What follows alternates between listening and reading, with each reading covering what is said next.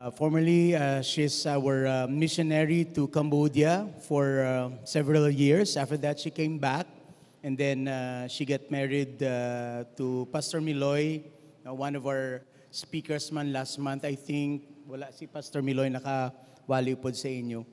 Mga youth naton sila sang una man kaupod nakon, and now they're serving the Lord full-time as pastors dito sa Trinity Christian Center in Singapore sa may Paya Libar. Actually, every time magpa-Singapore kami, dito kami gasimba sa ila. And this afternoon, we are privileged to have with us Pastor Michelle Uhilia Dolendo will give us the message of the Lord. Let's just give the Lord a mighty hand of praise. Thank you.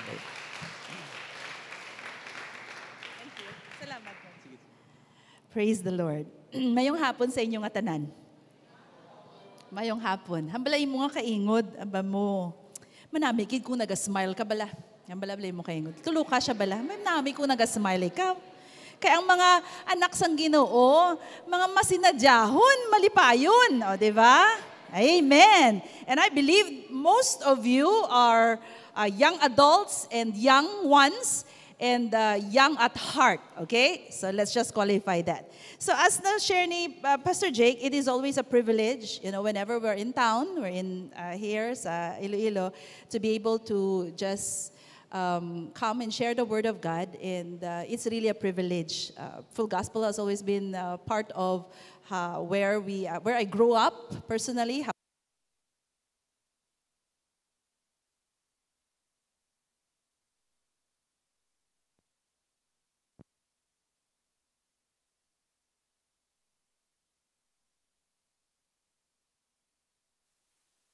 Testing. So I have been in this church for the longest time, most of the time of my life, where I started as just like an ordinary youth, sitting in the pew and listening to the message, to the point of being sent as a missionary. And who knows, probably, as we are all sitting, the Lord also has a call upon our lives. And I pray that we will live life purposely, because truly, ang aton nga kabuhi ginahatag sang Ginoo sa aton, He has a plan and a purpose for our lives. So we have been in Singapore for more than 25 years, and specifically ministering in this church, the Trinity Christian Center.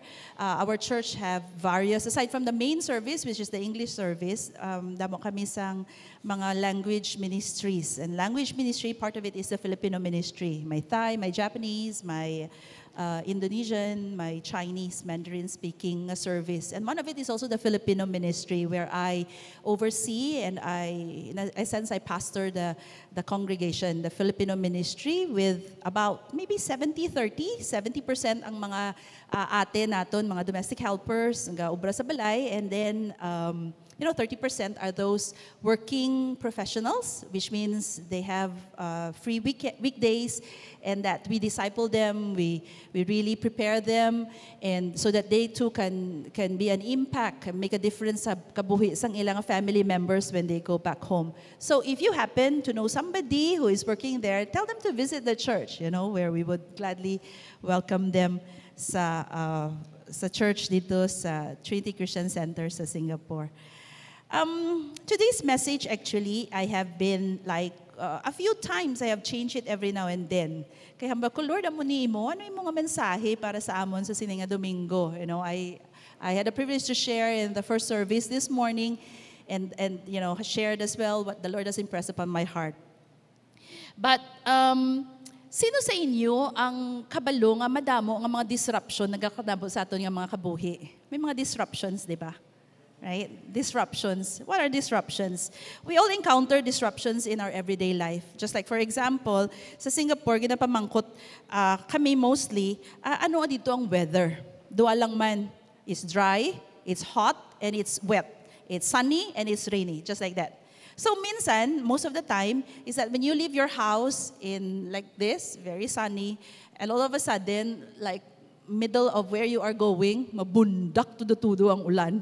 And that happened to me, in fact, just last week. So I would prepare very early to go to work and say, oh, this is a good day to, to wear white pants and sneakers and just a casual outfit going to work. So I took the bus, and then on the way to work, guess what happened? The clouds started to get very dark. As in dark, very angry dark.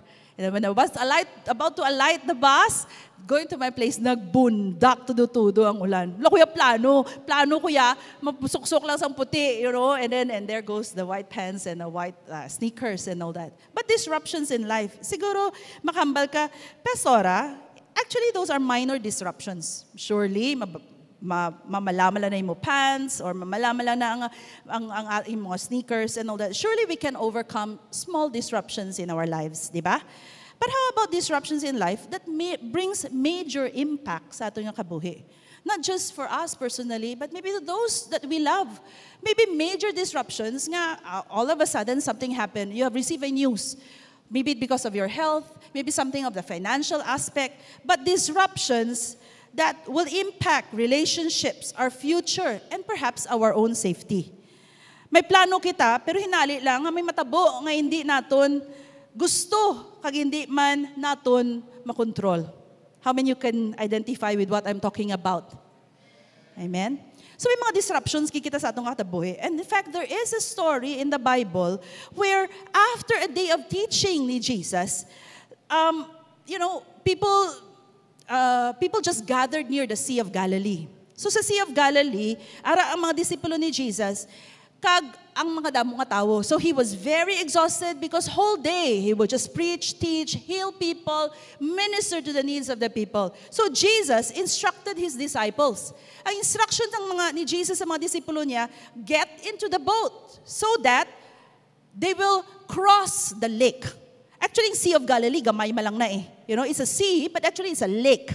And it's a lake, and that within a few, siguro mga Gimaras Iloilo, it's just like a small lake nga, ang Gimaras gani, yes, ocean na, di ba? Or sea na di ba? So ito Sea of Galilee, gamay lang na siya, you can cross just right away. So instruction na sila ni Jesus, come with me. Si Jesus tani, ma-R&R malang. Rest and recreation, di ba? Mapahuway, go cross the lake. And that is also in Matthew chapter 8, verse 18. They all needed to get away from the crowd and the rest of the people. In fact, madamo ang gusto magsunod sa ila. They wanted to follow Jesus in their own boats as well. But even though it is called a sea, it is a very big lake. But nakita natin, nakabasahon natin kung ano ang natabo dito sa may Mark chapter 4 from verses 35 to 41. Okay? I will need your help. If the RGB can help us, I would like you to read this with me. Okay? Are you okay? Are you good? Okay, so para busla na yung kita. Ay, hindi lang ako naghahambal. You also would like to, is it shown? Mark chapter 4, verse 35? Okay, are you ready to read? Okay, ready? 1, 2, 3, go.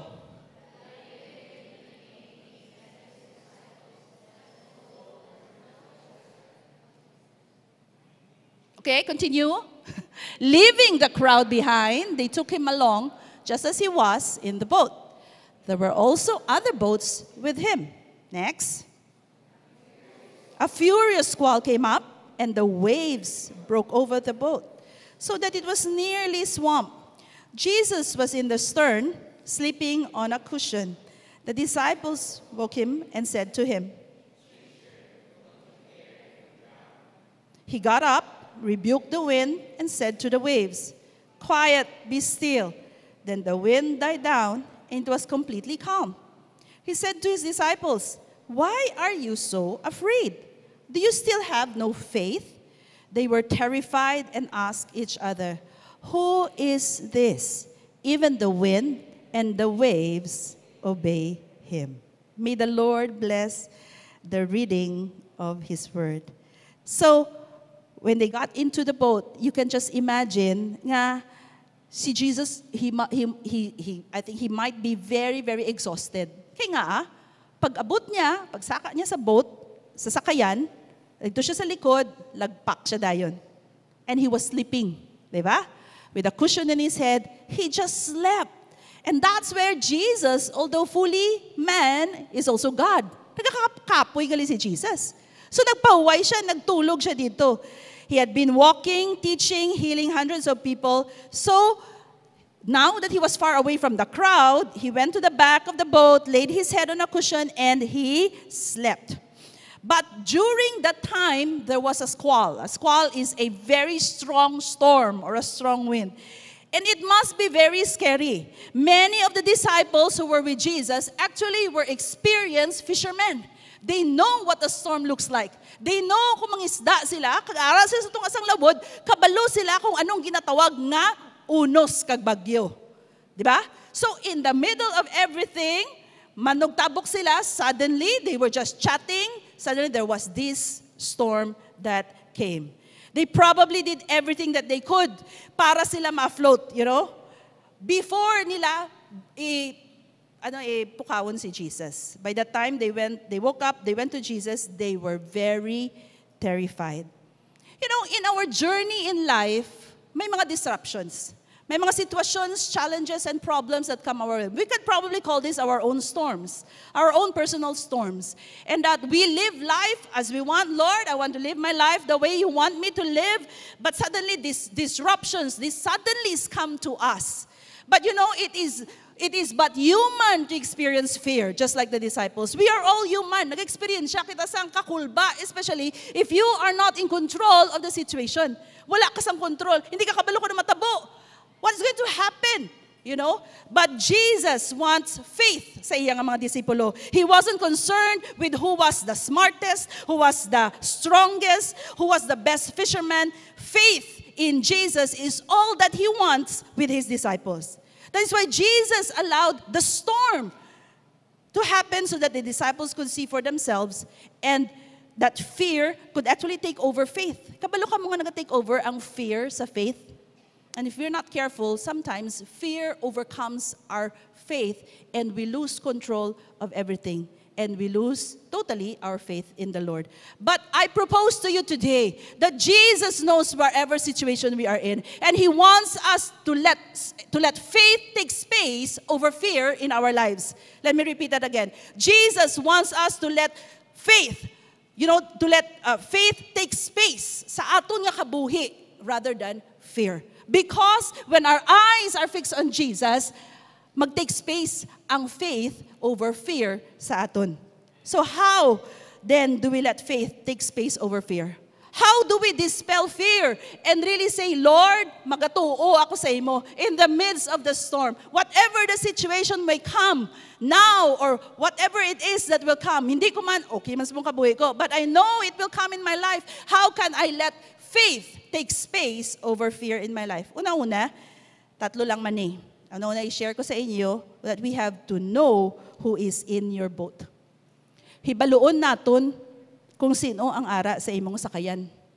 Dapat naton hibaluon kung sino ang ara sa imo nga kabuhi. In verse 35, nagahambal, that day when evening came, he said to his disciples, let us go over to the other side. In verse 38, it also says, Jesus was in the stern. Sa likod siya sang boat niya ini. He was sleeping on a cushion. And the disciples woke him and said, Teacher! Pamangkot nila ha. You underline that in your Bible. Teacher, don't you care that we are going to drown? Wala sila kadumdum. Kung mag-drown sila, raman si Jesus sa ilang sakayan, mag-drown man si Jesus eh. Diba? Don't you care? We're going to drown. We are going to drown. Hello? Isn't Jesus inside your boat also? So they forgot who was inside their boat because they were overcome by fear rather than faith of who is in their boat. What do we know about the story? Una, Jesus instructed them to go to the other side of the lake. Si Jesus ang nag-imbitar sa ila. Hambali Jesus, let's go. Diba? Wala sila nga, makadto kita dito Ga-volunteer sila. Si Jesus ang nagtawag sa ila. Si Jesus ang nag-imbitar sa ila to go to the other side of the lake. What else do we know about the story? Jesus was with them in the boat, but sleeping. Jesus with them inside the boat. Not only that, what do we know about the story? The Sea of Galilee is prone to sudden, violent storms. Violent storms, suddenly. Say the word suddenly. Suddenly. Medyo mga quiet type ka mo yata. But you know why? Because the Sea of Galilee is surrounded with hills and mountains, and the cool air from the hills rushes down, clashes with the cool air, and that's where the storm takes place. Not only that, but there are narrow valleys, so though tunnel na siya, these valleys act like tunnel, intensifying storms over the lake. So, kung mag-ara ka lang dira, sa ina nga lake, makross ka lang dito, suddenly, magbagyo lang ya. Kagamunin natabo sa ila. What did Jesus intend to do when He said, let's go over to the other side of the lake? Ang intention niya is to go over the lake. Diba? Upod sila. Wala si Jesus nang hambal, una lang kamo to, maapas lang ko. Sabi niya, let us go. So Jesus was inviting them to go to the other side of the lake. These men had followed ang instruction ni Lord and done what He told them to do. No one could have been more obedient than these men, than these disciples. And their response with, okay, we will go with you. Yet when they were faced with a terrifying storm, sa ilang kabuhi, you can be certain nga nagduduwa na sila. Kung sino ang nagtawag sa ila. Probably, they would have, ambal nila is the best thing to do was to say, stay off the sea. But that was not the choice they could have made on time. Tani, wala na lang kita nagtabo. Tani, wala talaga nagupod sini. Di nga mo na ikilanabo, man. The usual thing that we say. But the point of all this is that they were there because of Jesus. They were there in the boat, in the midst of the storm because of Jesus, who invited them to be in the boat. So sometimes, when we face storms in our life, wala sang storm, wala sang problema, wala sang challenge, nagulat si Jesus. Oh no, nag-go through kagali isang kabudlayan. No storm surprises Jesus. Unfortunately, the disciples did not find Jesus as responsive as they like when they were in the storm. So, amo nang ginamba ko. Siguro ara naging sila sa ilang wits end. Then that's why they went to tell Jesus, don't you care, Master, that we're going to drown? Common sense alone would tell them that He cares for them. And common sense also would tell us the same thing.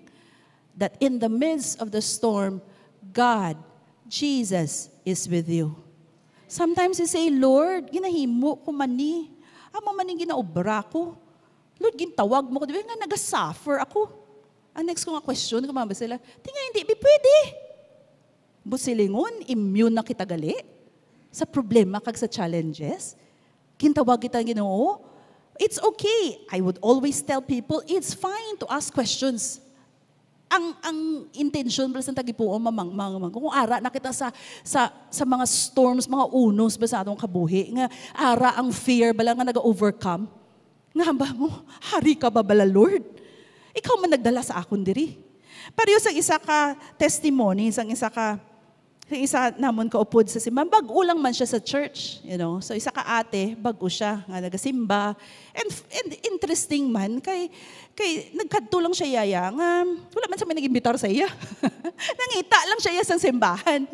And ambal niya, nagsakay daw siya sa bus, may nakita siya, nagpanaog siya, kaya may nagadrogin sa iya nga magsimba. Kaya nagsimba siya. And after a while, she had an encounter with God. And her life totally transformed. She is attending prayer meetings, our connect group. She has a small community sa mga members niya. Then suddenly, nagpa-prayer request siya. Hambal niya, sis, may prayer request ako. Hamay sayang ang mga upod. Hambal niya, hindi ko kabalo ang bata ko. Hambal niya, kinahanglan ko magpadala tuition. Sino mga estudyante natin, di man? Damo kita di estudyante. Tino na uya ka mo magbayaw sa inyo kamutaw. Okay lang na. Kakinanlang kita sa pang-tuition. So si mama, na nag-abra sa Singapore, hambal niya, nakahulam na ko kay boss. Hambaya, hindi na ko kapadala, no lang ni B. Hambaya. Tsang bata niya, through man sa iya nga experience sa Ginoo, naghambal, sige lang matuo kita kay Jesus. Hindi kita pagbabayaan ni Jesus. Pero at the back of her mind, ngambal siya, paano na lang ni Lord? Kulbaan ko kay may eskwela ng ako nga bata. Wala sang inog-enroll. And you know what? She prayed. She asked her connect group to pray alongside with her. Tapos nagtawag ang iya nga bata. Hambaya ma! Hambaya ti ano na lang nina? Hambaya. Usually, I don't know, but usually kung may ara nga abroad, di ba, may nag-abroad sa abroad, syempre, hindi man ba, ang source ng imong income, di ba, dito sa nag-provide, no? Ang provider, ang usually mga nag-overseas. And in this case, sa ate, gani, mo nang yung main breadwinner sa ila family. So, tuition and everything, ara sa iya.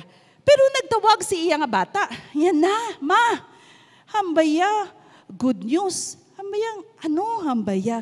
Ma, hambaya, dumduman mo to si Kwan, si uncle nga, relative ta nga layo-layo na to gani, wala ta na gani na meet. Hambay, nagpadala siya bla makwarta sa akon halin sa Canada. Kagang kwarta ma. Tsak tugi dyan sa akong tuition. Bla ka natin si Jesus, be? Hambal niya sa akon pas. Abi ko, ako lang maga-provide. Abi ko, sa akon lang halin nga sweldo. Kung balaan mo gali kung sino ang Diyos nga ginaalagad mo, hindi ka pagpabayaan. Ato nga angkol nga to ya, wala na siya to baluya dugay sa nang kita, wala siya. Wala man to ya kabalo ang angkol nga to may kinanlan siya, nagtawag lang nga, okay mo kwarta, padalan ta kada.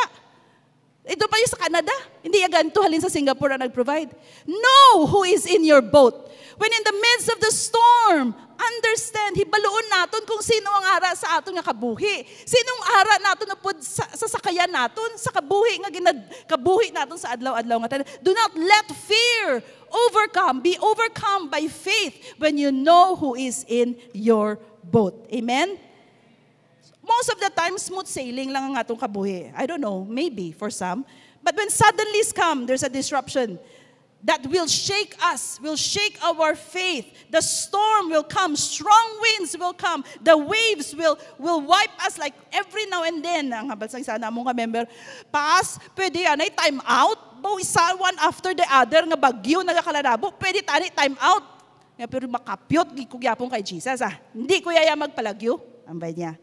Well, dear brothers and sisters, God allows storms and the shakings in our lives so that we will be directed with our focus on God alone. Ang bala sa kaingod mo, bala mo focus on God alone. When an unexpected storm comes in our lives, know who is in your boat. Amen? Pangalawa, recognize His voice in the midst of the storm. How do we let faith take space over fear in the midst of the storm? Recognize His voice in the midst of the storm. Kilalahon naton ang iya nga tingog sa tunga sang mabaskog nga unos sang kabuhi. Kilalanon naton. Dapat maging alert ang aton nga pamatian. And our spiritual ears and our spiritual heart as well. Sa verse 39, gimpukaw na nila si Jesus, no? Pukaw na, Master, don't you care that we are going to drown? Don't you care, hambal nila. But He got up, rebuked the wind, and said to the waves, Quiet, be still. Then the wind died down, and it was completely calm. He said to His disciples, Why are you so afraid? You still have no faith.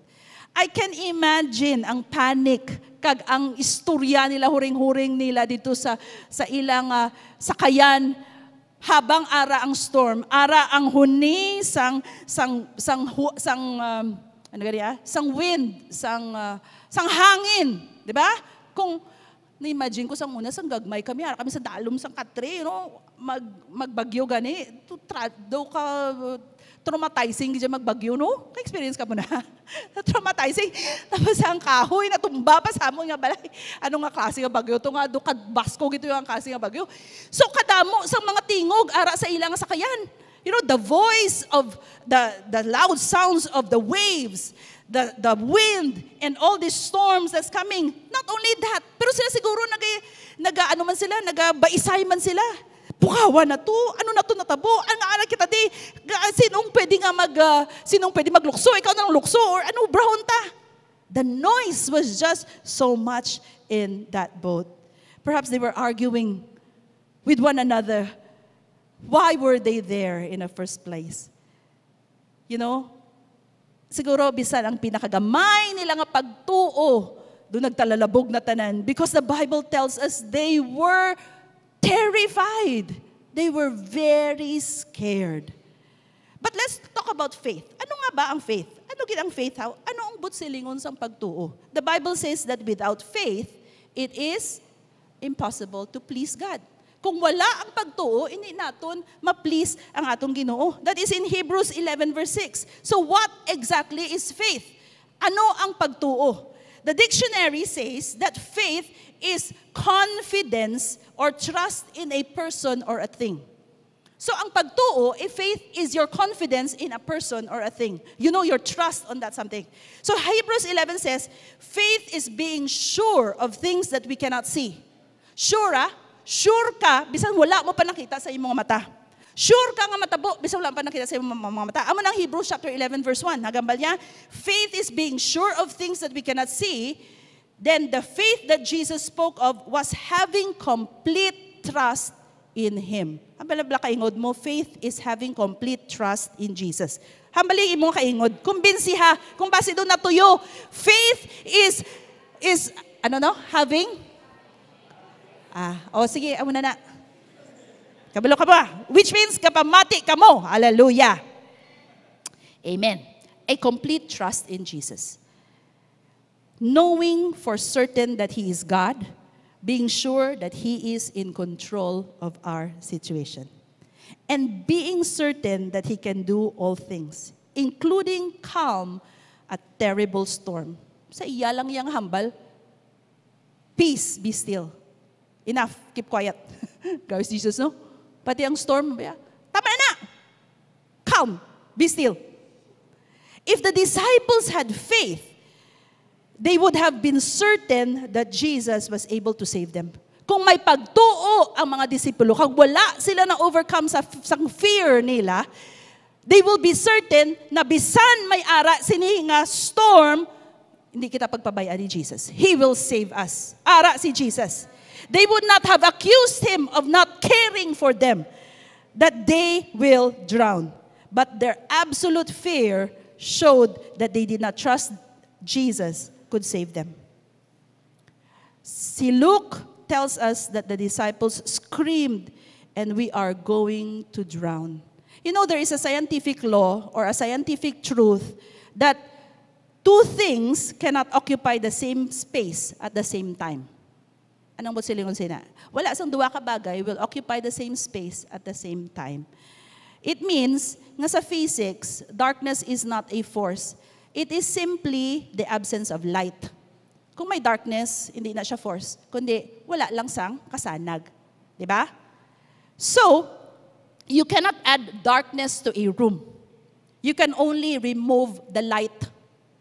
No, kung hindi mo pasigaw ng suga, syempre madulom. Especially kung dali na. Pero, paano ma-dispel ang darkness? Pasigaw mong suga.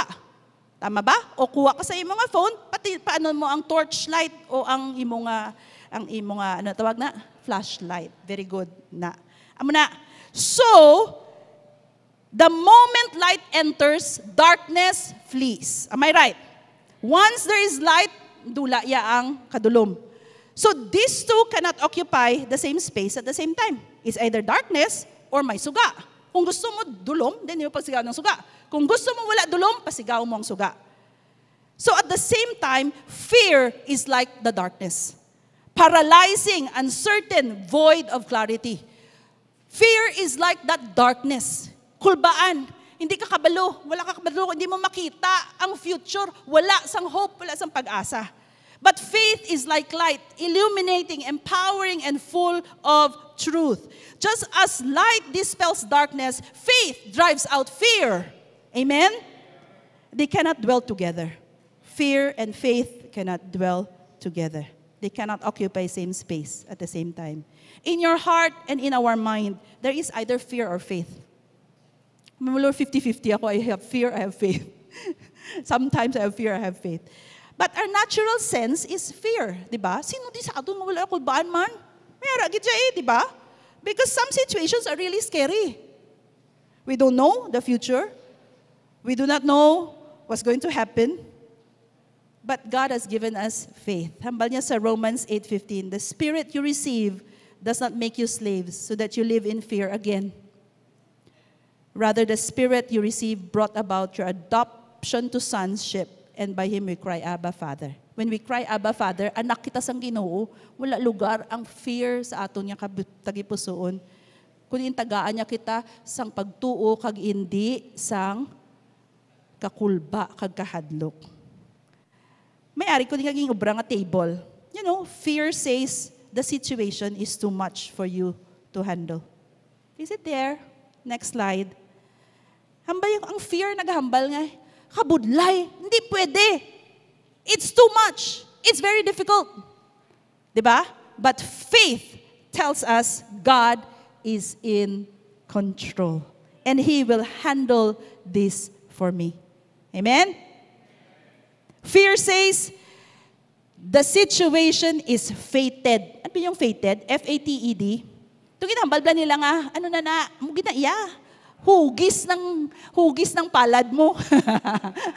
Amo ginaya, amo na lang na. So just settle with that. Kung amo na, kung may masakit ka, amo lang na iya, may masakit ka na ginaya, hindi na iya mahimo. Amo na yang imo nga faith mo, F-A-T-E. Diba? Amo na ang guhit ng iyong palad. Amo na yang fear. That is what fear is. I will just live with it. But faith tells us nothing is impossible with God. Amen? Hindi na iya fated. Hindi na yung amoy mo kabuhi. Hindi na yung amo na lang na iya broken life, broken families. Hindi amo na ang disenyo sang Ginoo. Hambal sang Ginoo ya. Ang faith nagahambal, nothing is impossible with God. Ang fear nagahambal na I must control everything to feel safe. I have to control everything to feel safe. Amo na yang fear. But faith says, my safety is found in surrender to God's perfect will. Amen? So, 2 years ago, ara na siya gali. Okay, ara na siya. Amo na. So, you can take a picture. Para ma-remind ka mo every now and then. Kung naghambal ang fear, anong ginhambal sang faith? No? Let faith take space in our lives over fear. Let faith take space over fear in our lives. That's quite a mouthful. So, sang 2023, I think before that, siguro before pandemic, or siguro sang pandemic, actually, I have been feeling this pain on my shoulder. No?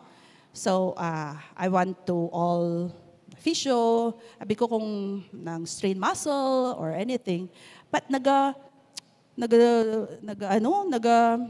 gidya kagong gabi, nagangut-ngut. And ang nasubuan ko, kaya hindi ko kabayaw, sang kamot ko na ko kabayaw. So, ang worst kaya nagato ko sa doktor, hambaya, tinga nag-amo kasi na hawa, hindi ka pa mantigulang. May usually, hambaya, may mga amo na nga mga shoulder issues, hambaya, you are of age, mga 60s, 70s, hambaya prone to, amo na. So, hamba ko question mark, Lord, nagkamo man ko niyaman. And they found out in MRI, I have 4 torn tendon. So, nagisi ang akon nga ligaments. 4 gid siya kabilog. Diri. So, hambal sang doktor, hambal niya, kung may gisi ang imo nga ligament, imo nga tendon, pwede man na nga hindi na lang pag-surgery. Pero kung parehas ang gisi nga bayo, mag-gisi lang ginaya. Kaya you cannot repair it. Even if you sew, kung mag-stretch ka, basi mag-gisi gyapon. So I was really struggling with the Lord. Lord, abi ko, ambal mo, wala kuya kakaagiya pa hospital. Siguro naka-hospital ako sang nagbata ako sa mga kabataan, haman lang ginaya. And now I'm going to have surgery. And not only that, and the worst thing is that nabasa ko sa internet. Doktor internet mo. Diba? Dr. Google. Hambali, Dr. Google. Hambaya. Amo ni magkalanabo. Basi may kami. Mga complication. And it made matters worse. Pero, instead nga, magkanto ko sa surgery, well, it created more fear. So careful kita kung nabasa-basa naton. Hay kung kisa, ang social media, nanga-create pag isang fear. Instead sang faith, na pagtuo. Kung kisa, amo na napatihan ta, nabasa ta, may cancer ka na. Hambal sang Google, amo na simptomas mo. Sakit pa lang gani, ulo mo, sipon ka pa lang, cancer na. Amo na ang kinahambal naton, nga kinanlan, we have to recognize His voice. I-recognize nato ng voice ni Jesus. Kung mayroon mga storm, may hambal ang doktor, may amo ka ni, sino nga boses pamatian naton? Si Google? Pero ako man, ano ako, nagkakagim ako sina. You know, they say, Lord, nga mo man, I don't want to go for surgery. Balaan mo, Lord, nga, hindi ko ya pro. I gamble, I reason out with the Lord. Tembal sang Lord sa akon. Humble niya. Would you accept that I allow this thing to happen to you? To bring glory to my name? Would you accept it? Hamba ko, ikaw na gina naghambal, Lord. Will I accept? Mamba pa ko bino? Pero yung prepare sang Lord ang akong heart. So I went for surgery and I was a total GA, general anesthesia. And ang tanan to nga nabasa ko, hindi ka rin sakto. And while I was wheeled into that operating theater, amo lang ginambas ang Ginoo, peace, be still. Be still and know that I am God. And I am with you in the past, now, and even in the future. Amen. Ang sadya, kaya nami lang, it was just a keyhole surgery. Keyhole. Layaging buksan-buksan marinubra nila. Basta tulog ko yan, wala ko blue. Pabukas ko, wala gani isang scar sa shoulders. It's just a mere keyhole. May machine ba, hindi talaga napaistoryahan. Mangkutan niyo na ako sa sunod, no? Anyway, it was a successful surgery. And God taught me a lesson. God taught me a lesson to recognize His voice in the midst of the storm. Block off your ears from those voices nga hindi nagahalin sa iya. Block off those voices that does not belong to Him. There is probably no one in this room who never had a fearful thought in our minds. But those thoughts, I tell you, young people, the thoughts that tells you you are not enough, you're not worthy, there's nothing good in you. I pray that you will discern whose voice you are going to listen to. Kasi sino nga tingog ang imo pamatian. Those thoughts should not stay and paralyze us. It should not stay in our mind for so long. Do not allow it to enter and stay rooted in our minds, because Satan loves to bring thoughts of doubt, of fear. But by faith in God, we push all these thoughts away. Then instead of focusing on how big the problem is, we will focus on how much bigger our God is. Question ko subong sa aton, what is taking space in our life and in our heart right now? Is it fear or is it faith? Is it fear of the future? Is it fear of lack? Basi makakulangan, basi hindi enough. Is it fear of the future? Is it fear of what's going to take place nga hindi kita in control? But I pray to God that you will recognize His voice. The only way to recognize His voice is to be familiar with His word and His promises for us. Hindi na yan makuha yaya sa internet. Personal ina nga encounter sa Ginoo nga makabaton kita sang iya nga pulong kag sang iya promesa kag sa iya mensahe nga bisan ara kita sa tunga sang unos mabatian nato ang iya nga tingog nga ako upod nimo nga hindi ta kapagpabayaan. I am holding your hand, and let that faith take space over fear in our lives. Lastly, how do we let faith take space over fear? See God's power at work through the storm. Tanawa ang gahom sang Dios nga nagahulag sa tunga sang unos sang aton kabuhi. See God's power at work through the storm. So may sa verse 30, they were terrified and asked each other, who is this? They were not just terrified anymore of the storm, but they were terrified of Jesus. Hambal nila, pati ang bagyo, kag pati ang hangin, hambal yan nagapamati sa iya, nagaubi sa iya, sino ini? Imagine, they have been with Jesus. Nakita nila milagro ni Jesus. But they were so terrified. Kulbaan sila. Matthew says that the word terrified is not out of fear. The word terrified, naging gamit diri sa sininga verse, is amazed. Say the word amazed. They were amazed of Jesus. Na-amazed sila sa gahom nga mahimo ka may kasarang ni Jesus. They were struck with wonder because the wind and the waves obeyed Jesus. Command sa ila. Of course, the winds and waves obeyed Him just as they did in the days of creation. Sino nagtugas ang wind and wave out? Diba? Ang Ginoo man. Bow down sila kay Jesus eh. All things in nature obeyed Jesus. Jesus had power over all nature. Matthew chapter 21, verse 19, John 2:9. Over all sicknesses, they obey and bow down to Jesus. Over all evil spirits, they bow down to Jesus. Even over death, that is in John 11:43-44. How many Jesus kay Lazarus? Hindi na siya patay rise up. Diba? Even death could even bow down and obey Jesus. Amen. Amo na ang power kag ang gahom sang Diyos nga ginaalagad mo kag ginaalagad ko. Amo na ang power ni Jesus nga ginakanta naton. And these are not just mere lyrics and words in a song, but there is a deep conviction sa aton tagipusoon nga ginakanta naton. Amo ni ang makagagahom nga Diyos nga wala sang imposible sa iya. Amen. Sa Tagalog, bumangon si Jesus, sinaway ang hangin, tigil, at sinabi sa lawa, tumahimik ka. Jesus rebuked, the word is rebuke the wind and said to the waves, be silent, be muzzled and remain that way.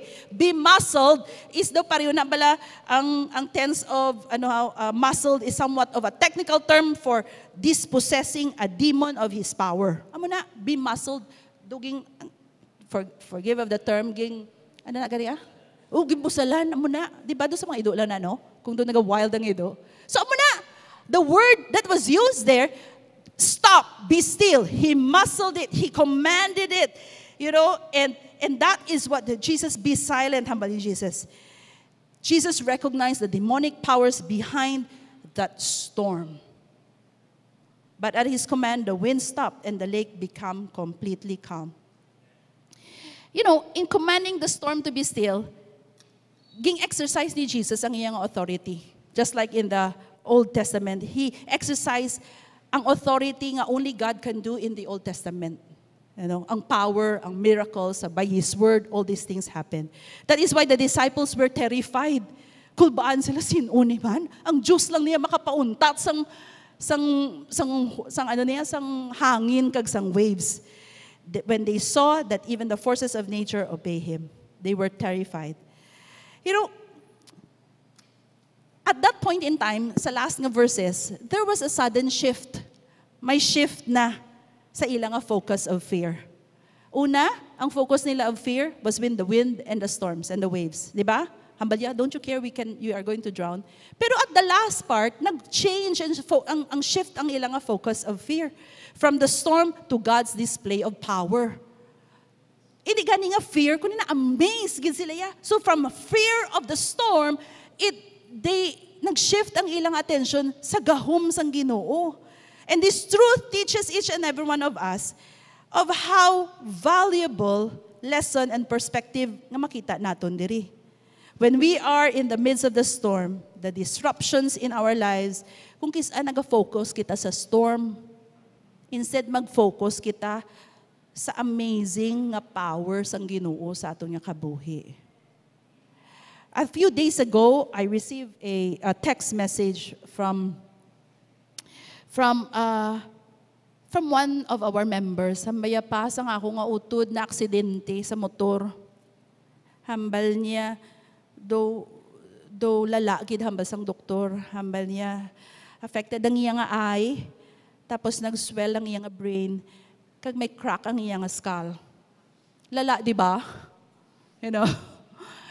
So, hambal sang doktor, hindi maoperahan pa, sambaya kay, hulaton anay nga hindi mag-swollen ko no ang ulo, ang brain, before siya operahan. Hambal ko, tinobrahon mo. Mga muyo pa si, sambaya. Hamba ko mga muyo kita. Hambaya galing ko, basta ano matabo sa kulod ko. Hamba ko, yeah, that's the reality. Pero let faith arise. Istorya ang imong utod sa phone. Ara pa siya sa hospital. Istorya, pabato na sa Ginoo. Kaga, mga muyo kita sa milagro sa Ginoo. So, after a while, nang message siya, hambaya pass. Hambaya, that was like a few, two days after yata. Hambaya pass. Hambaya, nagmayo na ang ako nga utod.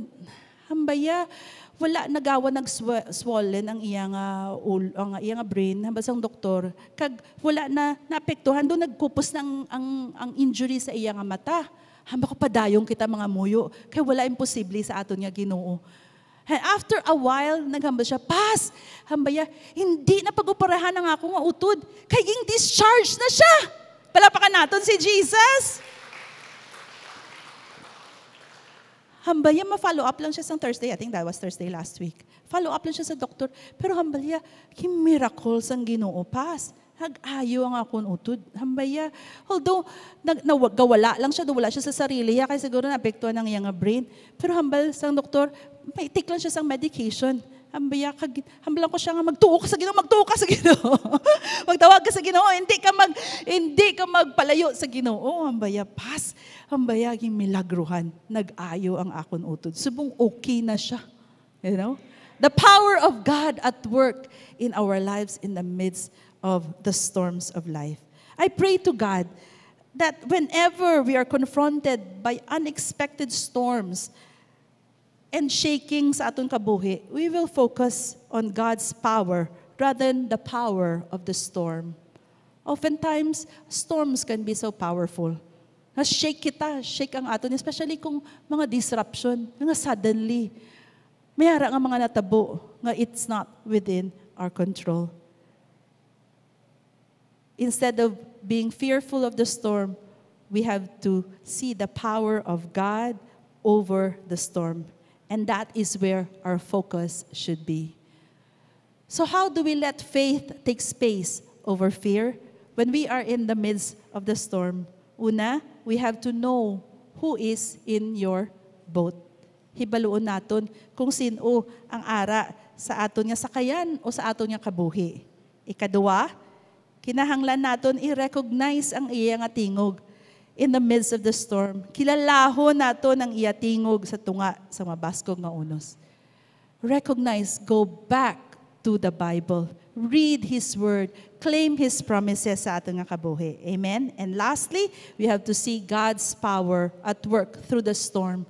Hindi lang ang gahom, kag hindi lang ang destructive nga storm o problema naton. Baka dako, gid. Sometimes, nadakuan kita sang problema, pero nalipat kita nga mas dako ang aton nga Diyos. Oftentimes, when we have problem, hamba ko, Lord, problema, please meet my God. God, please meet my problem. Kamu dadabala. No? And of course, we have to wait patiently on the Lord. Amen? Let's bow down our heads.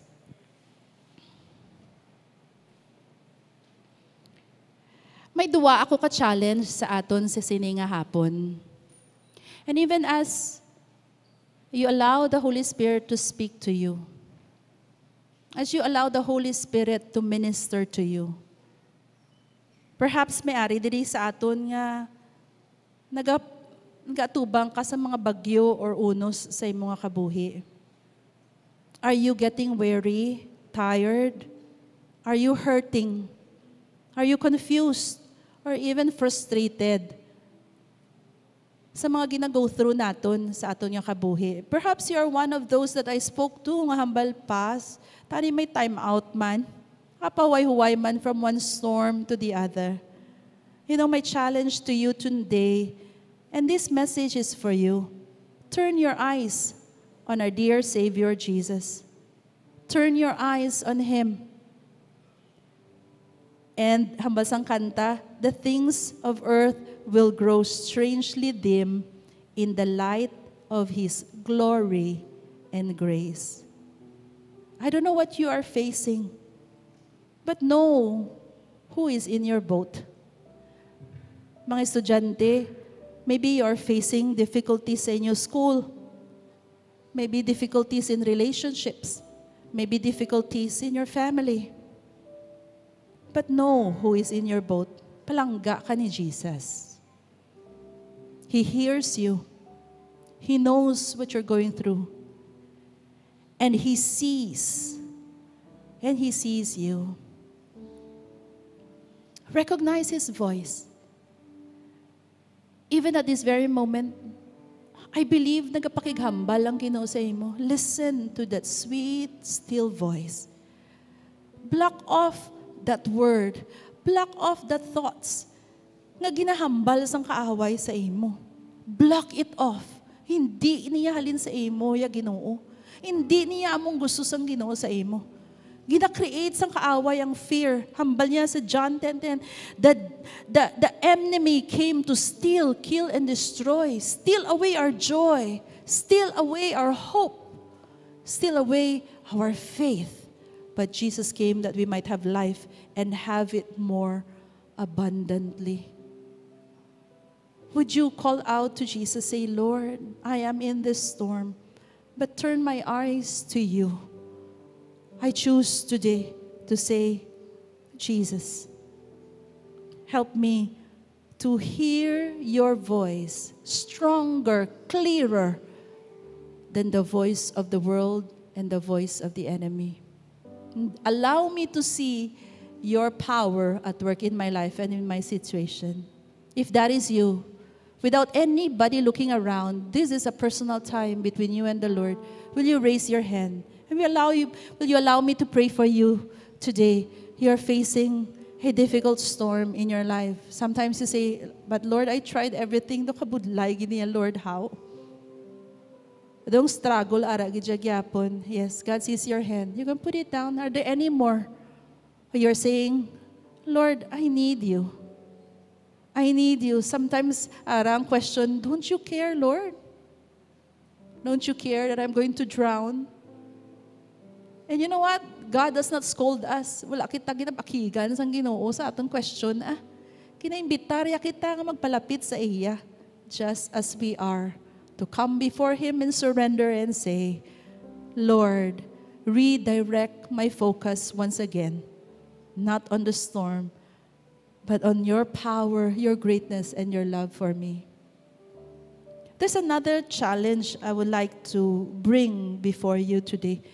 Maybe wala ka na-go through sang storm, pero may kilala ka nga nag-go through sang problema kag sang uno sa kabuhi.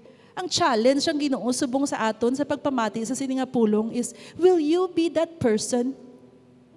Will you be that person to bring the hope and the love of Jesus to someone you know who is going through that storm? Hamba mo pas, okay man niya akong kabuhi. Doon nalagpasan ko man ang mga uno sa kabuhi. Pero ang challenge subong sa sininga mensahe, ikaw bala ang ina nga tao nga maging answer sa pangamuyo sang isa man ka tao nga nag-go through sang sininga storm? Will you be that person to bring and to strengthen another person, maybe another friend or your family member? Will you be that person? Will you raise your hand and say, yes, Lord? Let me be that person. Here's my life. Use it for your glory. Use me as a vessel, as instrument to bring that hope in another one's life. Can we all stand?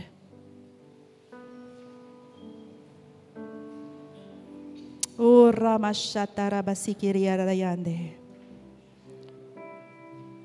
Kirirararayande, kirirararayande. We will sing this song. Let this be the prayer of your heart.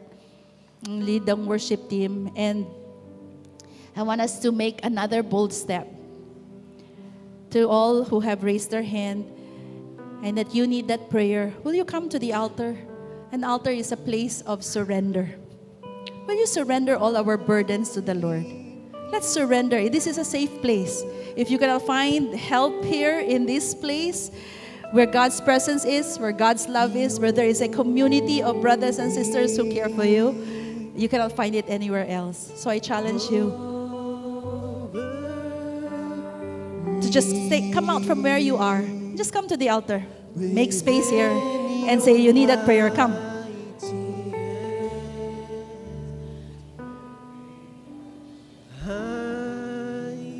Come.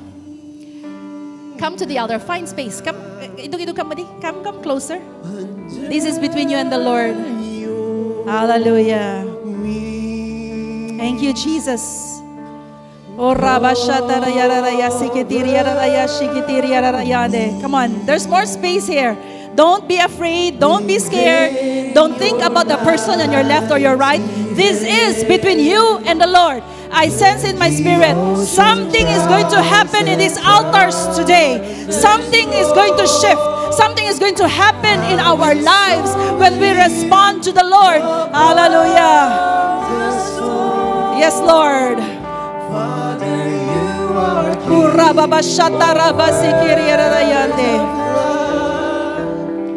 I will be still, know you.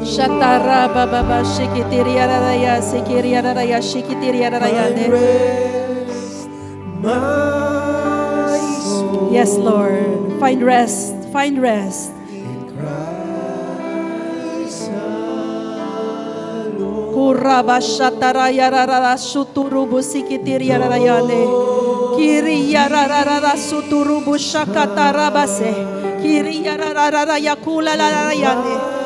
Oh, Jesus. When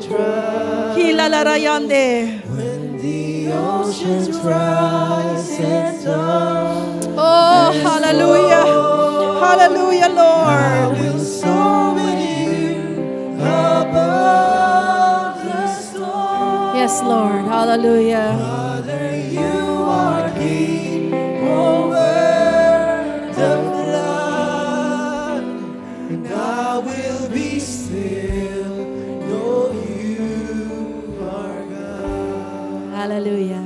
Ayun ka, dubla sa altar. Why don't you put your hand where your heart is?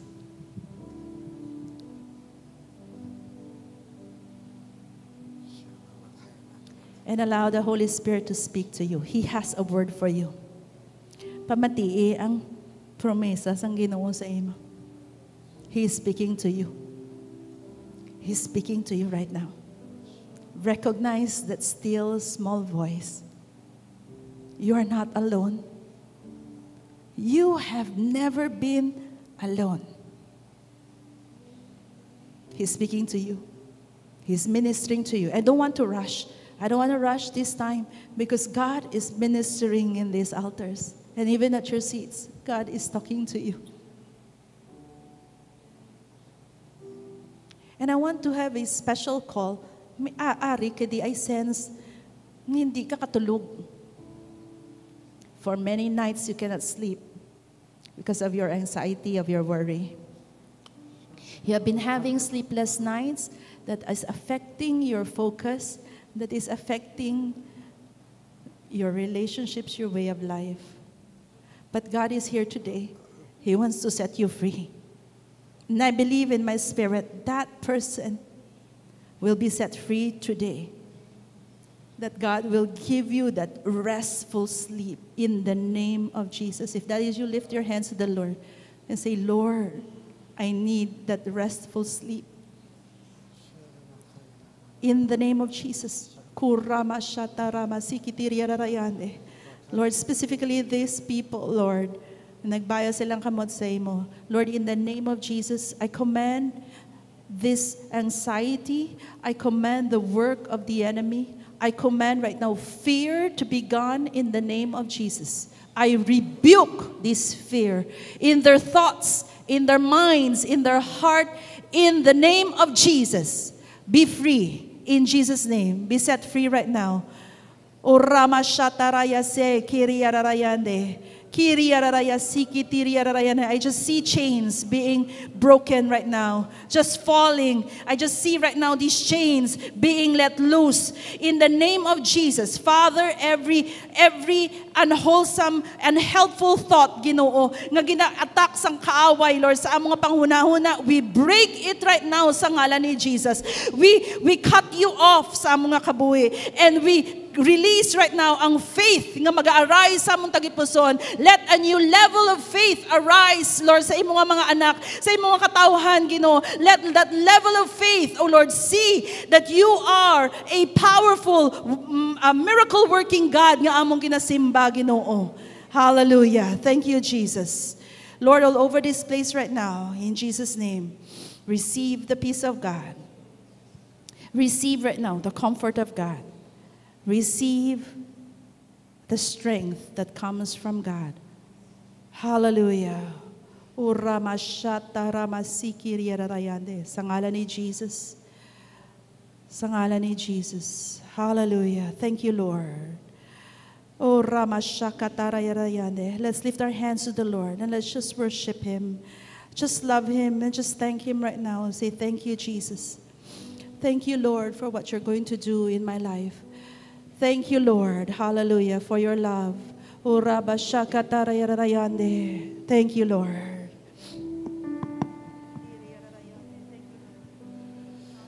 I will soar with you above the storm. And Father, you are king over the flood. I will be still, know you are God. When the oceans rise and thunders roar, I will soar with you above the storm. Father, you are king over the flood. I will be still, know you are God. When the oceans rise and thunders roar, I will soar with you above the storm. Father, you are king over the flood. I will be still, know you are God. When the oceans rise and thunders roar, I will soar with you above the storm. Father, you are king over the flood. I will be still, know you are God. When the oceans rise and thunders roar, I will soar with you above the storm. Father, you are king over the flood. And I will be still, know you are God. And when the oceans rise and thunders roar, I will soar with you above the storm. Father, you are king over the flood. I will be still. Singing for the last time to just worship the Lord. Hallelujah. When the oceans rise. Come on, just lift our hands towards heaven as we declare, God, you are in control. Yes, you are at work, Lord. You are in control, Lord. Yes, yes, Lord. Thank you, Jesus. Thank you, Lord. I will be still, know you. One more time. When the oceans rise. When the oceans rise and thunders roar, I will soar with you above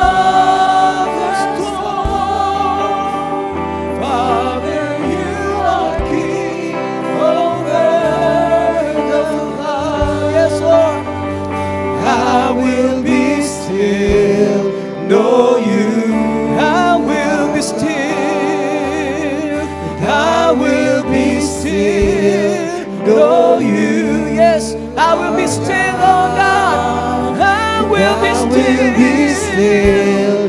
Know you. I will be still, oh you are God. And I will be still, know you are God. Come on, just lift our hands. We thank you, Lord, that you are a God who is a promise keeper.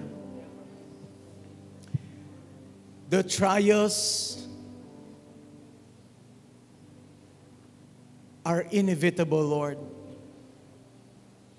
We trust in the one who is faithful.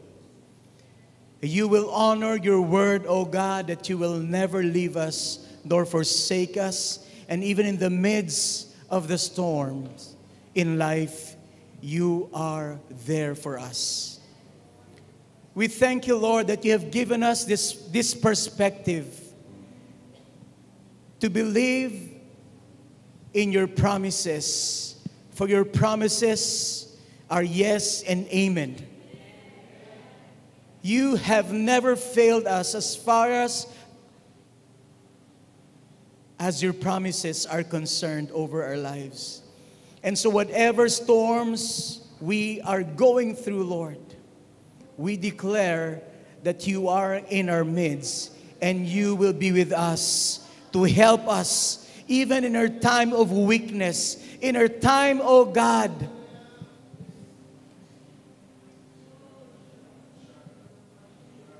that we become helpless. You are our hope. You are our living hope, oh God. Hallelujah. And this God who is inside